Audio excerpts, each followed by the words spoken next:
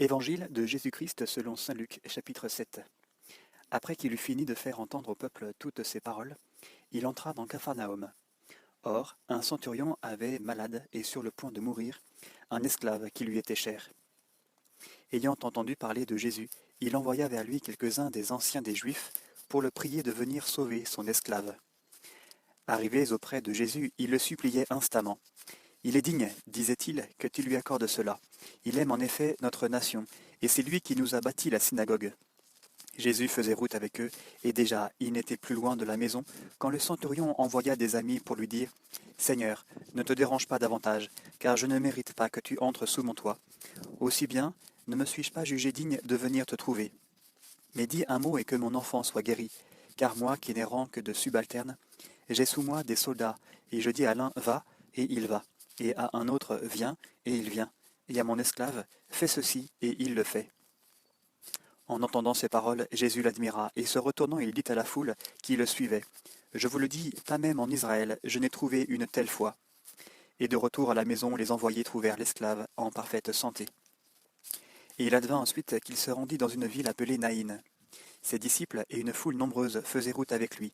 Quand il fut près de la porte de la ville, voilà qu'on portait en terre un mort, un fils unique dont la mère était veuve. Et il y avait avec elle une foule considérable de la ville. En la voyant, le Seigneur eut pitié d'elle et lui dit « Ne pleure pas ». Puis, s'approchant, il toucha le cercueil et les porteurs s'arrêtèrent. Et il dit « Jeune homme, je te le dis, lève-toi ». Et le mort se dressa sur son séant et se mit à parler, et il le remit à sa mère. Tous furent saisis de crainte et ils glorifiaient Dieu en disant « Un grand prophète s'est levé parmi nous et Dieu a visité son peuple ». Et ce propos se répandit à son sujet dans la Judée entière et tout le pays d'alentour. Les disciples de Jean l'informèrent de tout cela. Appelant à lui 2 de ses disciples, Jean les envoya dire au Seigneur, « Es-tu celui qui doit venir, ou devons-nous en attendre un autre ?» Arrivés auprès de lui, ces hommes dirent, « Jean le Baptiste nous envoie te dire, « Es-tu celui qui doit venir, ou devons-nous en attendre un autre ?» À cette heure-là, il guérit beaucoup de gens affligés de maladies, d'infirmités, d'esprits mauvais, et rendit la vue à beaucoup d'aveugles. Puis il répondit aux envoyés, « Allez rapporter à Jean ce que vous avez vu et entendu. Les aveugles voient, les boiteux marchent, les lépreux sont purifiés et les sourds entendent. Les morts ressuscitent, la bonne nouvelle est annoncée aux pauvres, et heureux celui qui ne trébuchera pas à cause de moi. » Quand les envoyés de Jean furent partis, il se mit à dire aux foules au sujet de Jean, « Qu'êtes-vous allé contempler au désert? Un roseau agité par le vent? Alors qu'êtes-vous allé voir? Un homme vêtu d'habits délicats? Mais ceux qui ont des habits magnifiques et vivent dans les délices sont dans les palais royaux. Alors qu'êtes-vous allé voir? Un prophète? Oui, je vous le dis, et plus qu'un prophète. C'est celui dont il est écrit, « Voici que j'envoie mon messager en avant de toi pour préparer ta route devant toi. » Je vous le dis, de plus grand que Jean parmi les enfants des femmes, il n'y en a pas, et cependant le plus petit dans le royaume de Dieu est plus grand que lui. Tout le peuple qui a écouté, et même les publicains, ont justifié Dieu en se faisant baptiser du baptême de Jean. Mais les pharisiens et les légistes ont annulé pour eux le dessein de Dieu en ne se faisant pas baptiser par lui. À qui donc vais-je comparer les hommes de cette génération? À qui ressemblent-ils? Ils ressemblent à ces gamins qui sont assis sur une place et s'interpellent les uns les autres en disant « Nous vous avons joué de la flûte et vous n'avez pas dansé. Nous avons entonné un chant funèbre et vous n'avez pas pleuré. » Jean le Baptiste est venu en effet ne mangeant pas de pain ni ne buvant de vin, et vous dites « Il est possédé ». Le Fils de l'homme est venu, mangeant et buvant, et vous dites « Voilà un glouton et un ivrogne, un ami des publicains et des pécheurs. » Et la sagesse a été justifiée par tous ses enfants. Un pharisien l'invita à manger avec lui. Il entra dans la maison du pharisien et se mit à table. Et voici une femme qui, dans la ville, était une pécheresse. Ayant appris qu'il était à table dans la maison du pharisien, elle avait apporté un vase de parfum.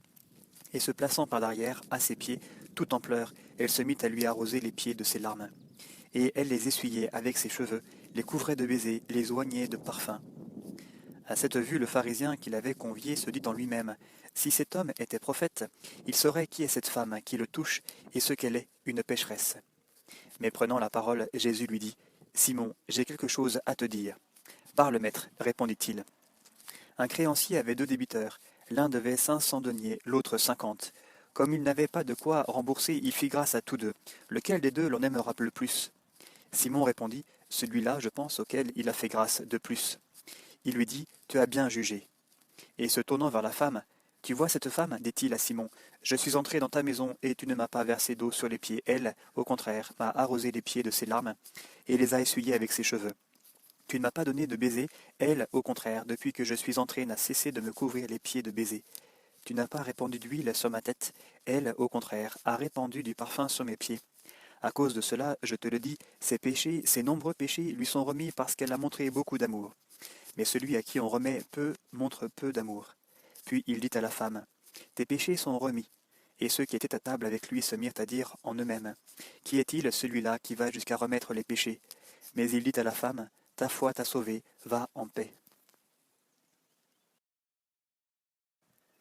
Évangile de Jésus-Christ selon saint Luc, chapitre 8.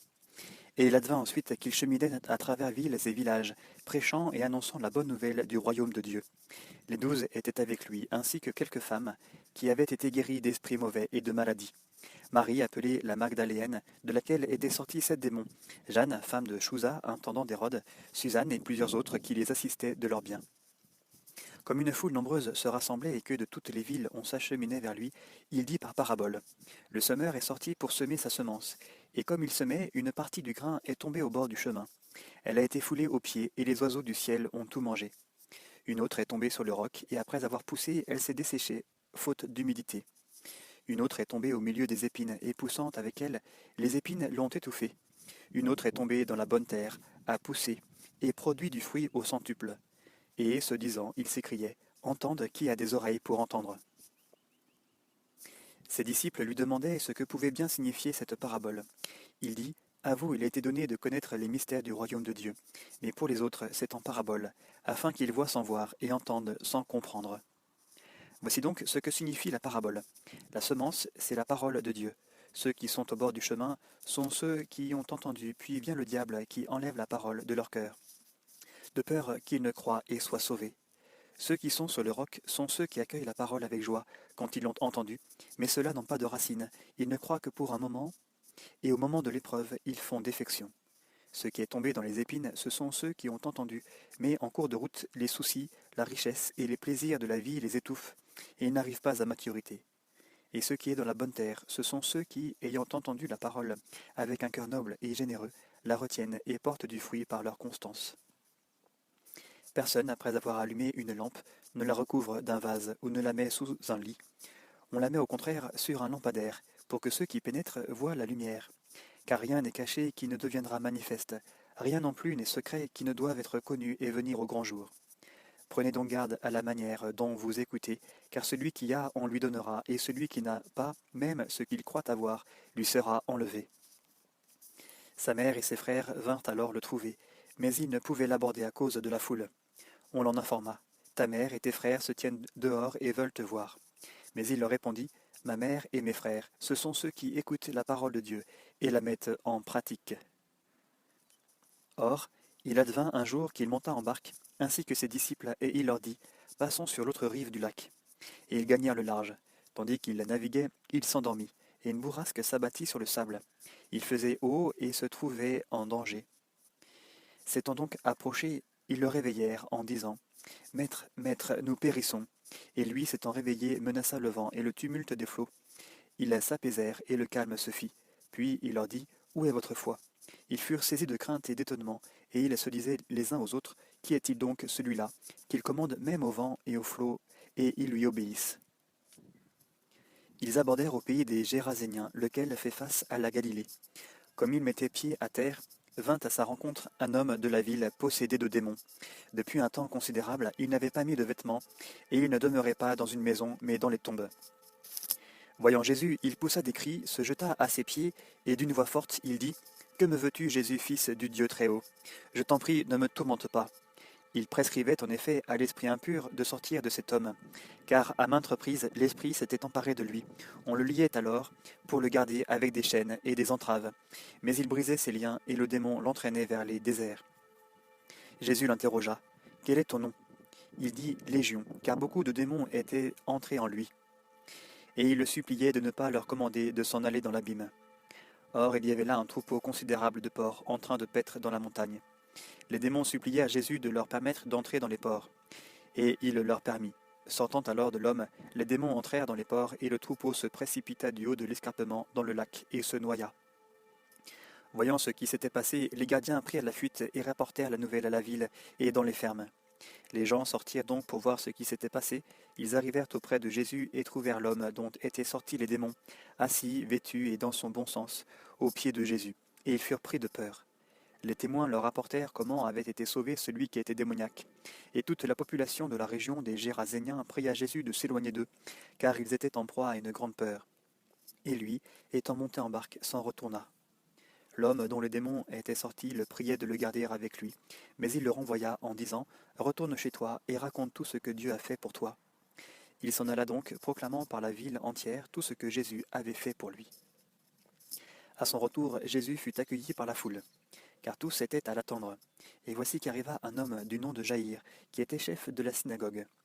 Tombant aux pieds de Jésus, il le priait de venir chez lui, parce qu'il avait une fille unique, âgée d'environ 12 ans, qui se mourait. Et comme il s'y rendait, les foules le serraient à l'étouffer. Or, une femme, atteinte d'un flux de sang depuis 12 années, et que nul n'avait pu guérir, s'approcha par derrière et toucha la frange de son manteau, et à l'instant même son flux de sang s'arrêta. Mais Jésus dit, « Qui est-ce qui t'a touché? Qui est-ce qui m'a touché ?» Comme tous s'en défendaient, Pierre dit, « Maître, ce sont les foules qui te serrent et te pressent. » Mais Jésus dit, « Quelqu'un m'a touché, car j'ai senti qu'une force était sortie de moi. » Se voyant alors découverte, la femme vint toute tremblante, et se jetant à ses pieds, raconta devant tout le peuple pour quel motif elle l'avait touché, et comment elle avait été guérie à l'instant même. Et il lui dit, « Ma fille, ta foi t'a sauvée, va en paix. » Tandis qu'il parlait encore, arrive de chez le chef de synagogue quelqu'un qui dit, « Ta fille est morte à présent, ne dérange plus le maître. » Mais Jésus, qui avait entendu, lui répondit, « Sois sans crainte, crois seulement, et elle sera sauvée. » Arrivé à la maison, il ne laissa personne entrer avec lui, si ce n'est Pierre, Jean et Jacques, ainsi que le père et la mère de l'enfant. Tous pleuraient et se frappaient la poitrine à cause d'elle. Mais il dit, « Ne pleurez pas, elle n'est pas morte, mais elle dort. » Et il se moquait de lui, sachant bien qu'elle était morte.